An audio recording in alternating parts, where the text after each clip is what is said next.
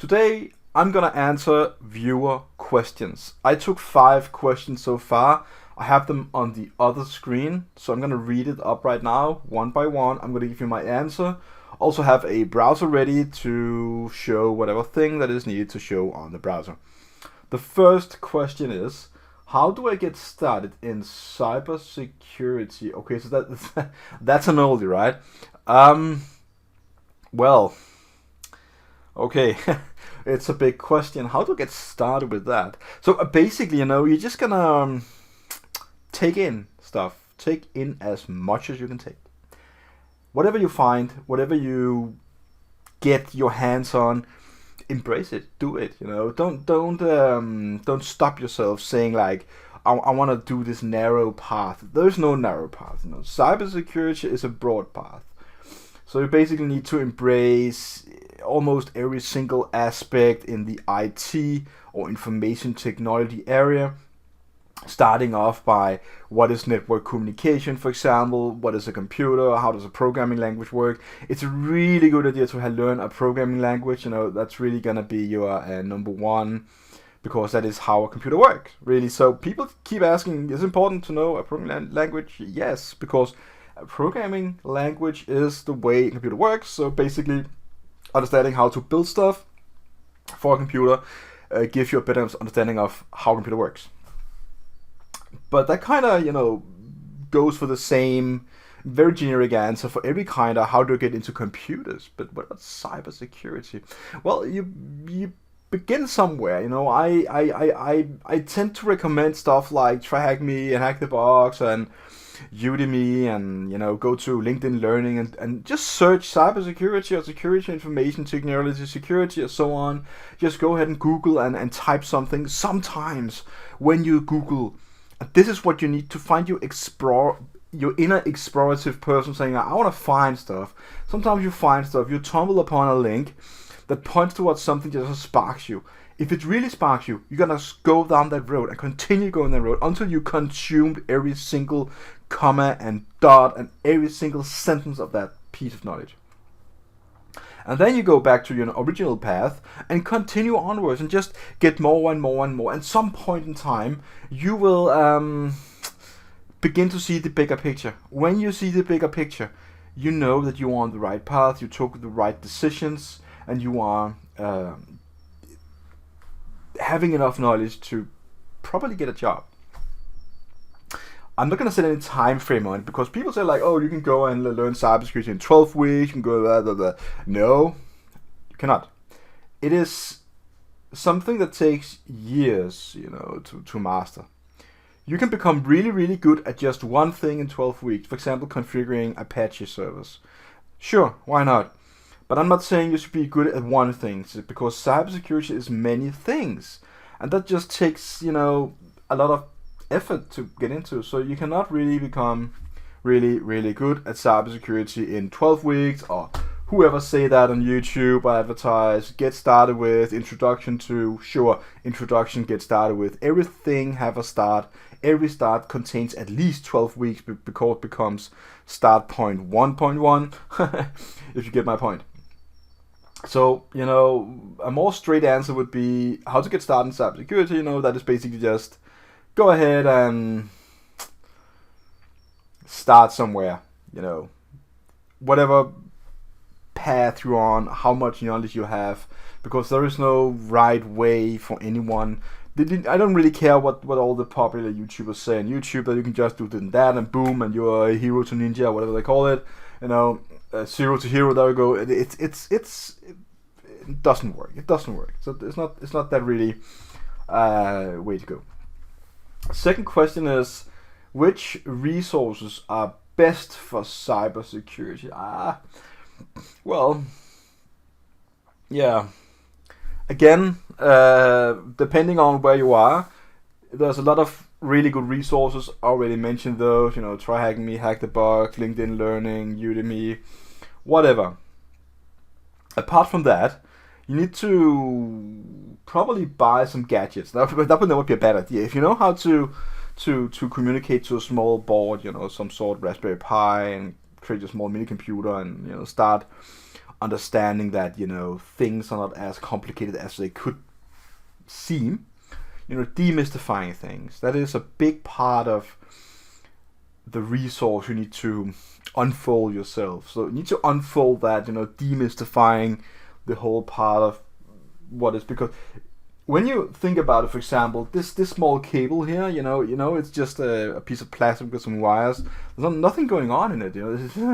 A converter is basically just some wires that is giving a way for a port to put signals out in a special way, and you are basically gathering those small pieces of metal in a shorter way, so it's a small stick, whatever. So it's nothing crazy going on. If you can demystify things like that and just but that is just, if you can say that is the best resource for you. Find it, buy it, become it. That is really my best answer for you for that question. What's the best TryHackMe or HackTheBox? That's the third question. Well, I created a video about that at some point. I don't know if which is best, TryHackMe or HackTheBox. I would say depending on where you are at your journey and how good you are, HackTheBox could probably give you a bigger challenge in the start, but I'm not saying that TryHackMe could not give you a big challenge. I'm just saying that TryHackMe is more aimed toward the mainstream and HackTheBox is not. But they are trying to do that, HackTheBox. They also have a certification which is really, really, really hard. The learning path on TryHackMe is not hard, so go ahead and do that. You will still learn a lot of stuff in TryHackMe. So what is best? Do both of them. No, I'm not picking anything here. I'm just saying do both, do more, find other CTFs, But to answer the question itself, what is best? I'm gonna have to rephrase it in my answer to say, which is better to start with, and I would probably say, I tend to say TryHackMe, but I don't know. I think HackTheBox have a really good start as well, but I think TryHackMe still is better to start with, so I'm gonna say that for now. The fourth question is pen testing worth it? Alright, so to answer the question, we need to understand what pen testing is and what it can do for you and what it cannot do for you.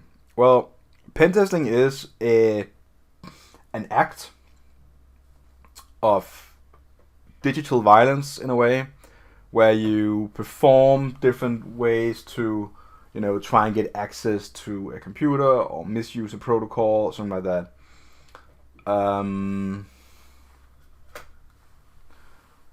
Yeah.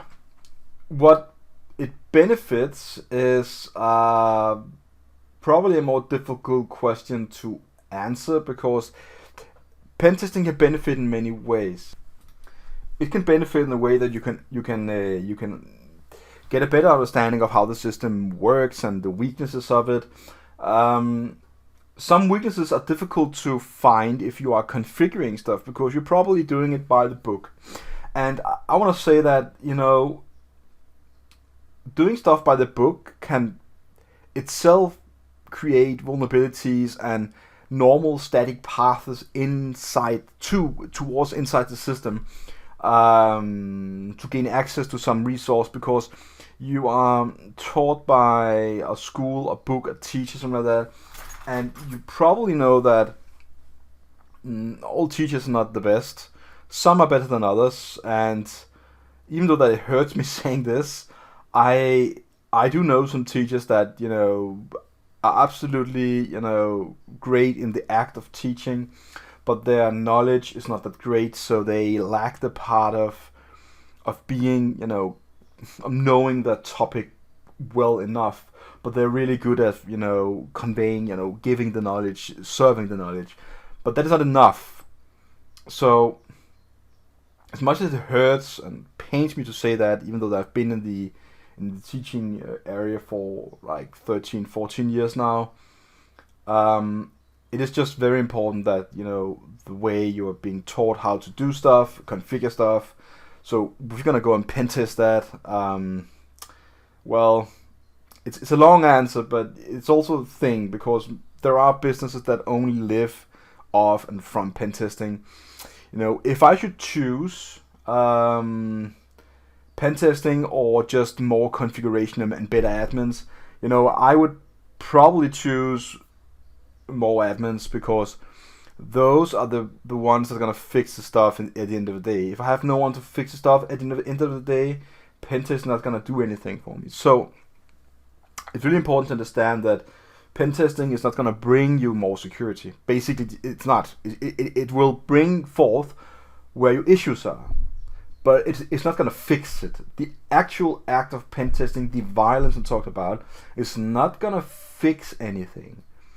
So that is the biggest misconception that I hear people say, that pen testing is for security. It's like, no, it is for vulnerabilities. So you find the vulnerabilities, and then people say, but yes, but you transition that into security. Sure, but that is a different act. Then you are not doing any more pen tests. So I'm looking at this as a one thing. As a pen testing is one thing. It's you going out and doing the act of violence, and boom, you're finding the security flaws. Fine. Then you give the task to a defensive guy that's gonna fix it. That's really what, you know, pen testing should be used for. But do you need it? Is it worth it?